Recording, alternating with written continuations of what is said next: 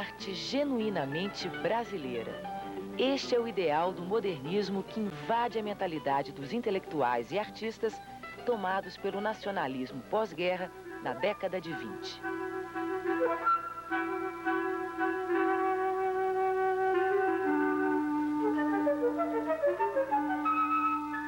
A Semana de Arte Moderna, o Manifesto Pau-Brasil, de Oswald de Andrade, a Pauliceia Desvairada, de Mário de Andrade, o Movimento Antropofágico e outras manifestações revelam o perfil de um Brasil que exige mudanças.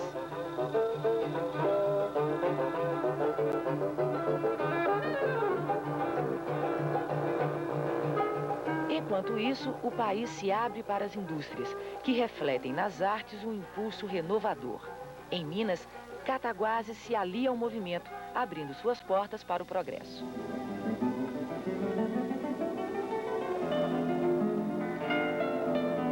Localizada em região estratégica, passagem obrigatória de comerciantes e industriais, Cataguases abandona o café e faz da luz elétrica o fio condutor de suas ideias. Pelos trilhos das ferrovias, recebe as influências dos grandes centros urbanos. Nas indústrias, encontra suporte para as artes. A cidade deixa marcas, como o cinema de Humberto Mauro, a Revista Verde, os escritores de vanguarda e um rico acervo de arquitetura, artes plásticas e mobiliário, que entram definitivamente para a história do modernismo no Brasil.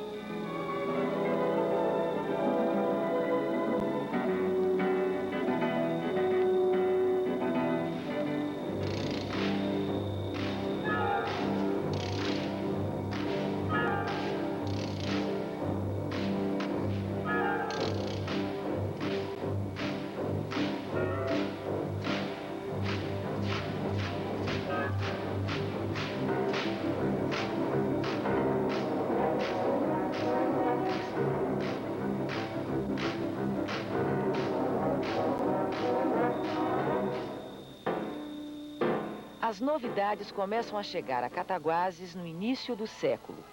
Depois do automóvel, as produções americanas tomam conta do cinema recreio. Com elas, os novos costumes, assimilados rapidamente pela população. O período favorece o surgimento dos ciclos regionais de cinema, com produções espalhadas por várias cidades do país. Em Cataguases, 3 figuras são fundamentais para a implantação da atividade cinematográfica: Pedro Comelo, sua filha Eva Nil e Humberto Mauro. Com Pedro Comelo, Humberto Mauro aprende fotografia e monta a Febo Sul-América Film. Apoiada pelos comerciantes da cidade, a produção da Febo dura 5 anos, o suficiente para assistir à popularização da atividade cinematográfica. O primeiro filme tem Mauro na direção, Comelo na fotografia e Eva Nil no papel principal. No segundo, os dois passam a usar equipamentos mais modernos e se revezam na direção. O esquema não dá certo e Mauro se sobressai na atividade. Apesar de fortemente influenciado pelo cinema norte-americano, Mauro incorpora o sentimento nacionalista da época e nos primeiros filmes aborda apenas temáticas rurais.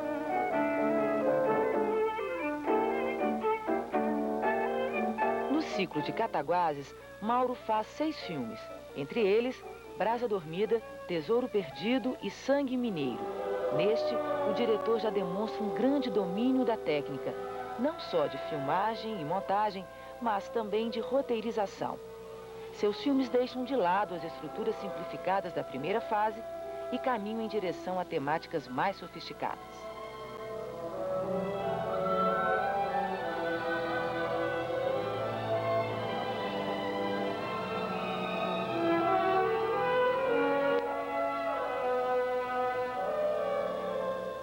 Humberto Mauro não é um modernista pelo que produziu, mas pelo espírito com o qual produziu. A curiosidade e inventividade tecnológica, a iniciativa pioneira de implantação de uma indústria cinematográfica no interior e a utilização de temáticas nacionais são algumas das atitudes de Mauro, que junto com Pedro Comelo abre os primeiros caminhos para a chegada das ideias modernistas em Cataguases. Os verdes surgem para levá-las adiante. O movimento verde em Cataguases foi um movimento de literatura. Esse movimento foi paralelo ao cinema do Tio Humberto. eram todos rapazes de Cataguases, ases, rapazes de Cataguases, né? Mas não tinha nada a ver uma coisa com outra, quer dizer, eles se conheciam, eram todos amigos, mas um grupo lidava com literatura. O tio Humberto era mais visual. A existência do movimento modernista está intimamente ligado à atividade do pessoal da Verde no Grêmio Literário Machado de Assis, em Cataguases, onde eles recitavam poemas eróticos, recitavam poemas provocadores à sociedade da época, e na revista Verde, onde eles publicavam textos também provocadores. Verde é sinônimo de ousadia. Na revista, nacionalismo é a palavra de ordem. O manifesto do grupo mostra que seus integrantes são jovens diferentes que querem expressar uma identidade própria. Entre 1927 e 1929, Rosário Fusco, Francisco Peixoto, Ascânio Lopes, Henrique Rezende, Guilhermino César e outros fazem circular 6 edições com poesias, crônicas e notas sobre eventos culturais de Cataguases. Cataguases entra no circuito modernista do Brasil. Pela primeira vez, uma publicação do interior participa das discussões da vanguarda literária do eixo Rio-São Paulo.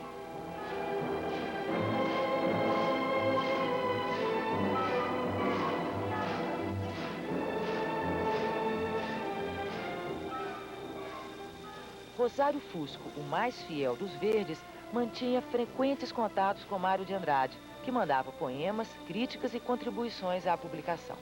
A ousadia da revista está explícita também no projeto visual.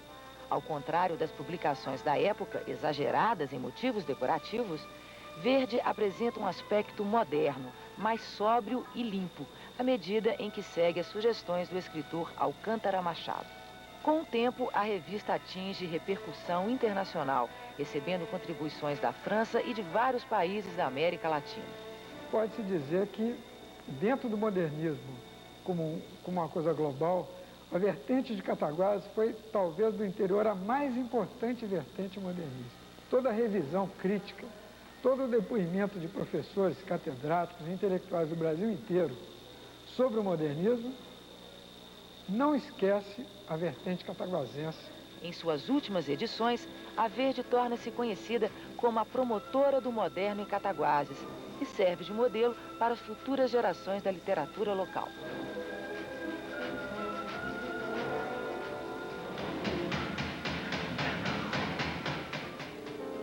No final dos anos 60, nasce um novo movimento, o da geração Totem.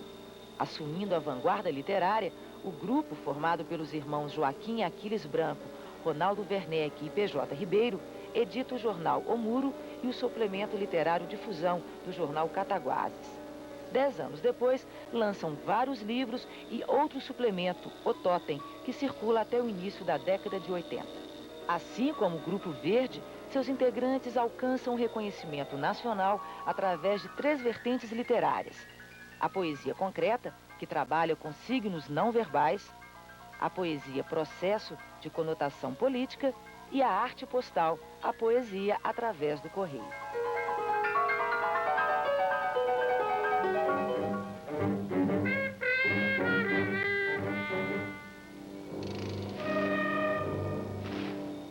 A partir da década de 40, Cataguases experimenta um novo surto modernista. O surgimento do mecenato vai patrocinar a aquisição de obras de autores consagrados no país. O ideal do movimento exigia a transformação da mentalidade da época. A figura catalisadora desse processo na cidade é Francisco Inácio Peixoto, filho de ricos industriais.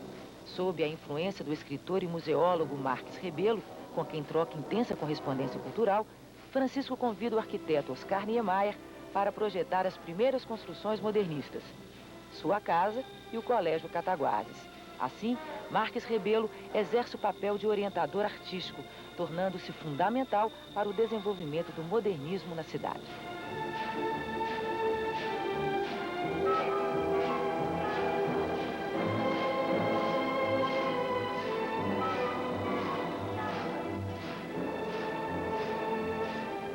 a casa de Francisco Peixoto é considerada uma construção às avessas. A entrada principal está virada para os fundos. Além disso, ela incorpora nova tendência de integração com as artes plásticas, o mobiliário e o paisagismo. Bulê Marques trabalha os jardins. Joaquim Tenreiro cria praticamente todos os móveis da casa. E as esculturas de Pedrosa e do Tcheco Janzak se integram ao espaço.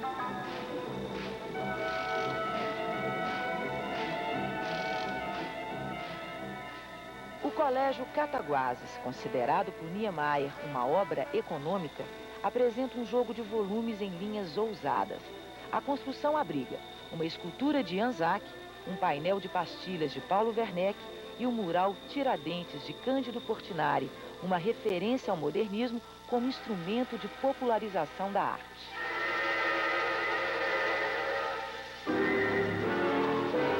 Exposto ao público, o mural foi considerado, na época, uma das mais importantes contribuições do movimento, projetando Cataguases no cenário nacional.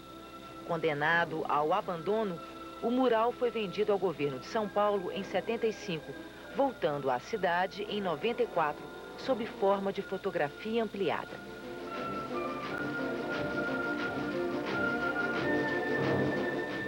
No plano privado, a construção da casa de Francisco Peixoto estimula na elite o desejo pelo novo nas residências. E com o Colégio Cataguases, Francisco Peixoto queria difundir entre todas as classes o gosto pelo moderno.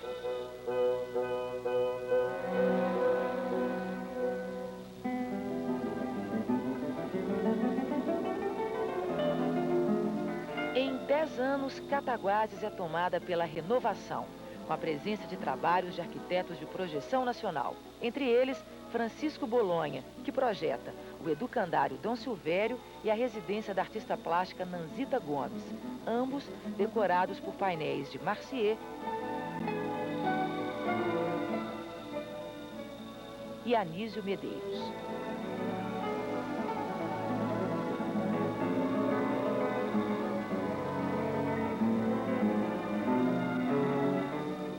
Bolonha faz também o projeto da maternidade, aliando o uso de formas volumétricas à funcionalidade do espaço.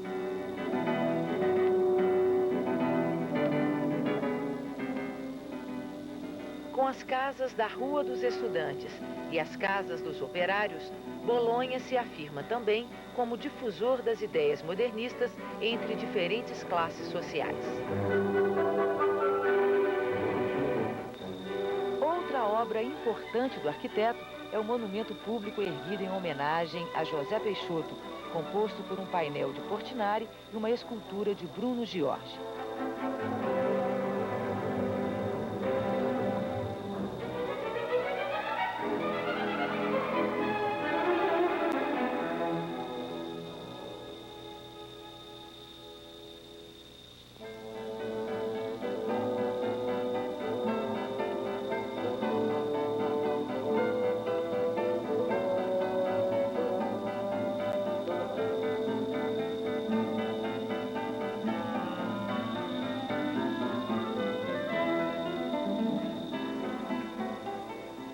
O arquiteto Luzimar Teles também deixa obras importantes, como os prédios do Fórum e do Hospital Infantil, as reformas das praças Rui Barbosa e Santa Rita, além de várias residências.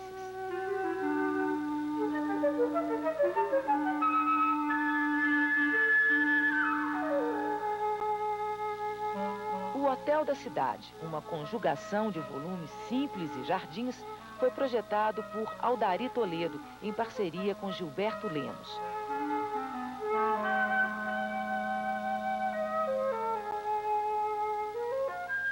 Junto com Carlos Leão, Toledo faz também o projeto do Cinema Edgar.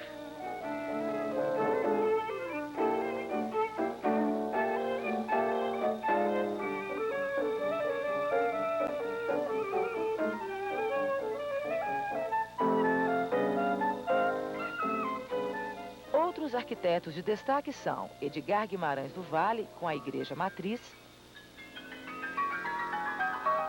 os irmãos MMM Roberto, com o edifício A Nacional,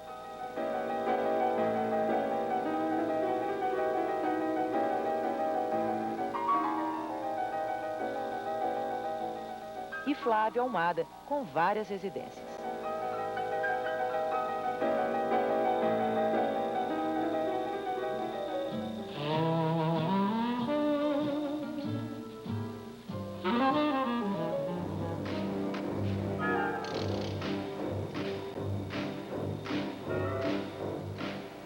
As artes plásticas acompanham as novidades e a cidade também recebe obras de grandes artistas como Iberê Camargo, Bruno Jorge, Marcier, Anísio Medeiros, Djanira, Jean Lussard, Santa Rosa e outros.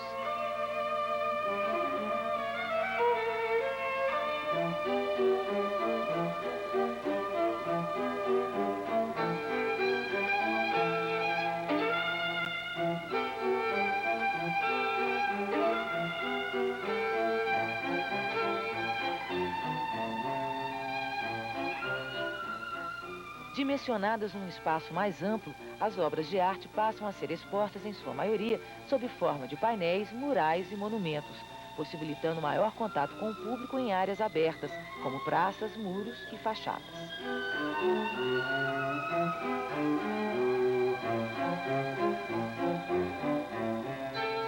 Por outro lado, a difusão do mecenato proporciona o surgimento das coleções particulares, como as de Josélia Pacheco, de Nanzita Gomes,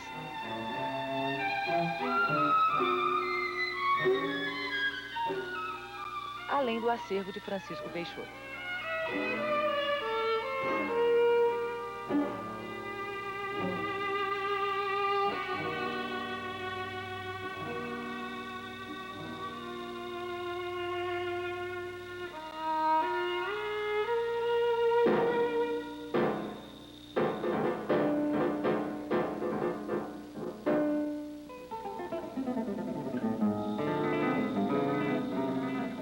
Ainda na década de 40, o design de móveis, assinado principalmente pelo português radicado no Brasil, Joaquim Tenreiro, também dá grandes contribuições ao movimento modernista de Cataguases. O móvel de Tenreiro atende às exigências do moderno: maior conforto e conveniência, materiais leves em peso e cor, formas geométricas puras, simplificação estrutural com redução de juntas. Um móvel a ser usado em qualquer ambiente e por todos. Nas salas, na residência de Francisco Inácio Peixoto, o artista usa madeira clara, a caúna, e no escritório, o jacarandá.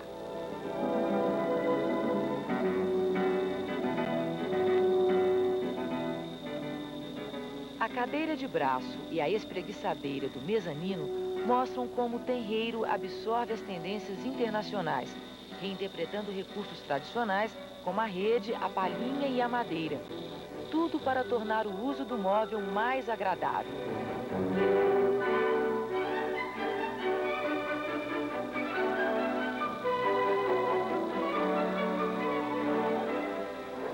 A influência do artista se verifica no mobiliário do Hotel Cataguases, embora os móveis tenham concepção mais limitada.